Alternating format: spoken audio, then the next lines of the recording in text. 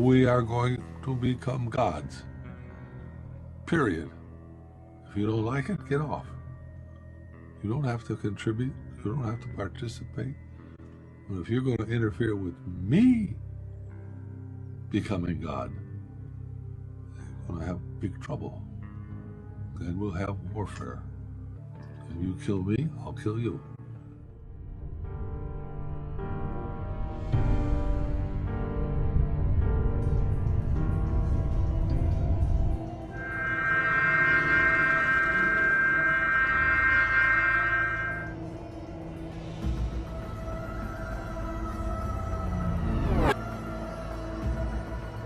The thing that's impacting all our lives is astonishing. 4 technologies are converging. The rate of progress is expanding in directions that are staggering. See, computers are incredibly advanced, not only in terms of size of memory and speed, but in the energy per operation. As computers continue to advance, and the software also continues to advance, they predict a day where the computers will be equivalent or exceed the capacity of the human brain. The next great American project, and that's what we're calling the Brain Initiative, is the whole area of artificial intelligence. Or some people would express it the simulation of cognitive behavior, but the fact that software can learn. You know, as humans, we can identify galaxies light years away. We can study particles smaller than an atom, but we still haven't unlocked the mystery of the 3 pounds of matter that sits between our ears. And the Brain Initiative will change that by giving scientists the tools they need to respond to our thoughts. There are contracts being granted in research that have goals such as a squad leader being able to communicate with his team by thought. Underlying all of this is information technology. The fact that our computers are twice as fast next year as they were the year before. And that enables artificial intelligence, robotics, synthetic biology, digital medicine. People who have been tracking these 4 technologies are familiar with this tide of interest in the direction of transhumanism. In fact, every technology that I think we know about is at the horizon of the information sciences. The real breakthroughs in microbiology are in the information sciences. The real breakthroughs in subatomic particles is in the information sciences. It's the information sciences that bounds our world. And the computers we've been using for the past 60 years have been amazing machines, but they've all been slaves to a program that's been pre-written. When you look at what the human brain can do, it's really amazing the way we can reason about things and think very deeply about things. But where we start to run into a wall is when we're faced with leveraging huge volumes of data. In order to push the boundaries of human cognition, we want to provide access to all of that data. IBM's chairman and CEO, Ginni Rometty, has called the coming times a new era in cognitive computing. The essence of cognitive computing, to me, making computers actually more like biological systems, whether or not they're brains, but having that kind of fluidity where they respond and react appropriately. So you feel like you're dealing with another living thing, not a machine. So what has emerged here is a goal of what some people call transhumanism, trying to extend the capacity of the human being. Challenges or tasks of these cognitive computing systems is to facilitate or enable human cognition beyond these barriers. Gentlemen, we can rebuild him. We have the technology. What most people don't realize is there's an arms race going on between the major powers for the super soldier. Something that's beyond human. That's the goal. And that sounds bizarre only to the uninformed. The world is on the verge of global change. The speed of data transmission has increased by multiples of millions. The rate of globally significant events and that of discoveries and crises is growing exponentially. Our civilization is like an uncaptained ship sailing on rough seas with neither chart nor compass, all the while moving faster and faster. The time we have to make the right decisions is shorter and shorter. We are facing the choice to fall into a new dark age, into affliction and degradation, or to find a new model for human development and create not simply a new civilization, but a new mankind.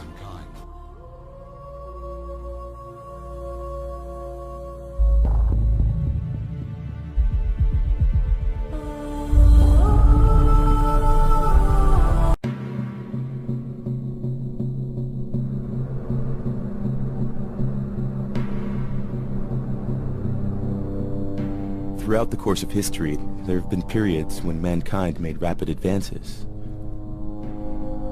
And then there are those other, much more numerous times that remain rather unnoticed as transitory periods.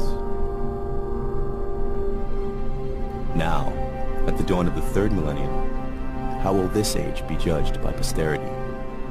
And more importantly, what form will that posterity take? And what kind of judgment will it be capable of?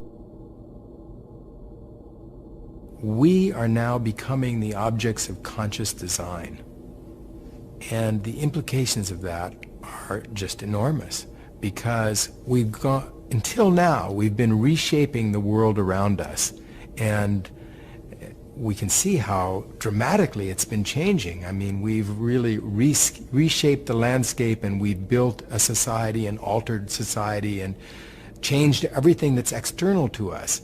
But somehow we imagined that we were going to remain the same, that we ourselves were not going to be caught up in this process. And that's not in fact true. We are going to remake ourselves. And it's very difficult to deal with, because it will rip free all of the anchors that have until now told us who we are as human beings.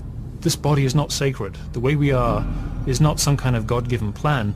It's really a pure random accident. We take two sets of genes and we shuffle them and something comes out. Sometimes it's a wonderful product, sometimes it has a hole in the heart, sometimes it has psychosis or tendencies towards extreme anger, has addictive problems, can't concentrate, all kinds of defects.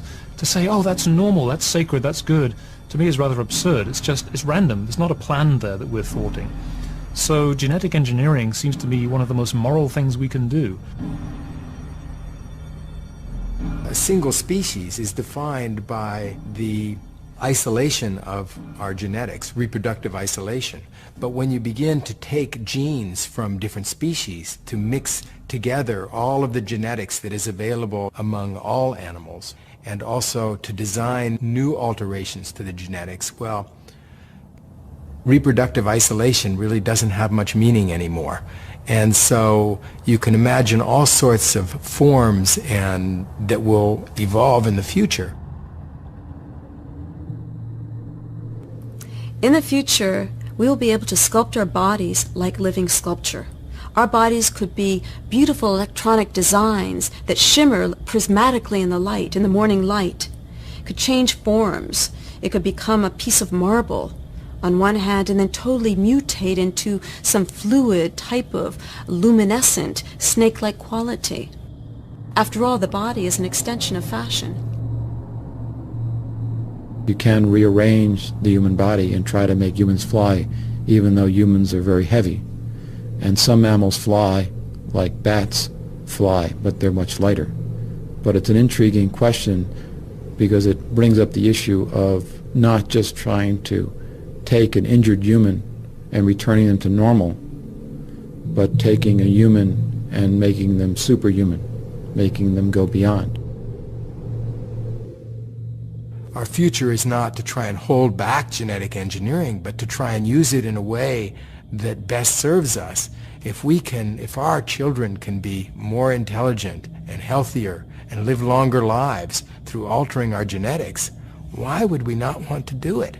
I mean, imagine if other children could live for 2 centuries, and if you could only live for 80 years because your parents believed that it was improper to tamper with human genetics. You would not be pleased with that decision. The same thing if your IQ were a normal IQ and all of your classmates were much, much brighter because there had been sort of some biological or genetic manipulation that was possible. you'd feel very angry about this. The world is on the verge of global change. The speed of data transmission has increased by multiples of millions. The rate of globally significant events and that of discoveries and crises is growing exponentially. Our civilization is like an uncaptained ship sailing on rough seas with neither chart nor compass, all the while moving faster and faster. The time we have to make the right decisions is shorter and shorter. We are facing the choice to fall into a new dark age, into affliction and degradation, or to find a new model for human development and create not simply a new civilization, but a new mankind. We are shifting to a transhuman base. We've come out of a humanist time, and now we're redefining what it is to be human. Whether we like it or not, we're becoming cyborgs. We're becoming transhumans. We have the opportunity now to try to do things better than nature has done. Why not have a stronger arm than we have? Why not be able to run faster? Why not be able to have tougher skins? If you're going to replace your eye for vision, why limit it to visual? Why not give it the kind of vision a bat has?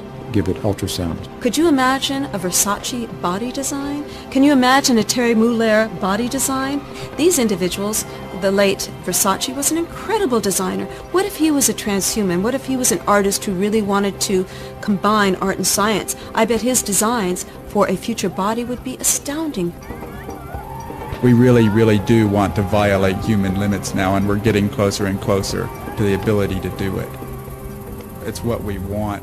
Plans to allow scientists to create embryos that are part human and part animal are set for approval by the official regulator in Britain. These hybrid embryos are seen by the country's leading scientists as a vital step in the search for cures for diseases such as Parkinson's and Alzheimer's. You could design your baby's features, would you? According to LA's Fertility Institute, prospective parents can select eye color, hair color, and more. The technology is called pre-implantation genetic diagnosis, or PGD. It was created to screen for disease, then used for gender selection. Now this clinic plans to allow parents to select physical traits. I would predict that by next year we will have determined sex with 100% certainty on a baby, and we will have determined eye color with about an 80% accuracy rate. Dr. Jeffrey Steinberg is a pioneer in vitro fertilization. I think it's very important that we not bury our heads in the sand and pretend that these advances aren't happening. Kirsten and Matt Landon used his clinic to select the sex of their daughter. Choosing other genetic traits intrigues them. A recent U.S. survey suggests most people support the notion of building a better baby when it comes to eliminating serious diseases. But Dr. Steinberg says using technology for cosmetic reasons shouldn't scare people away. Of course, once I've got this science, am I not to provide this to my patients? I'm a physician. I want to provide everything science gives me to my patients.